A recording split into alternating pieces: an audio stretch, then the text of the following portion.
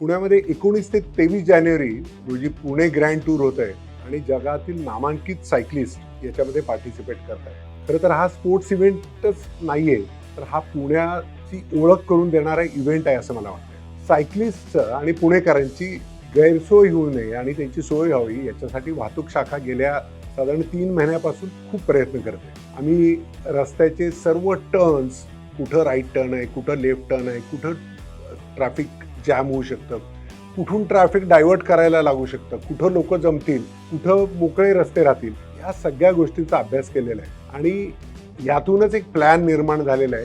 या प्लॅन मार्फत आम्ही या टूरमध्ये नागरिकांना कमीत कमी इनकन्व्हिनियन्स कसं होईल याचाही प्रयत्न करतोय आणि ज्यांना या रेस बघायसाठी यायचं आहे त्यांची सोय कशी होईल या दोन्ही गोष्टी आम्ही यामध्ये करतोय. आमच्याकडून एक लिंक ही नागरिकांसाठी खुली केली जाईल आणि त्याच्यातून आपण सर्वजण ही जी टूर आहे, ही जी सायकलची रेस आहे, त्याचं हेड कुठे आहे आणि त्याचं टेल कुठे आहे हे आपण ऑनलाईन बघू शकता. आपण कृपया पुणे पोलिसांच्या वेबसाईटचा फायदा घ्या, जेणेकरून आपल्याला टूरचं लोकेशन कळेल. येताना आपली वाहनं योग्य ठिकाणी पार्क करणे याची व्यवस्था करणं गरजेचं आहे. याबरोबरच या टूर पाहण्यासाठी न येणाऱ्या इतर नागरिकांसाठी विनंती आणि सूचना आहे की या टूरचे रस्ते जे आहेत ते डायव्हर्ट केले जातील आणि पर्यायी रस्ते हे आम्ही पब्लिश करू.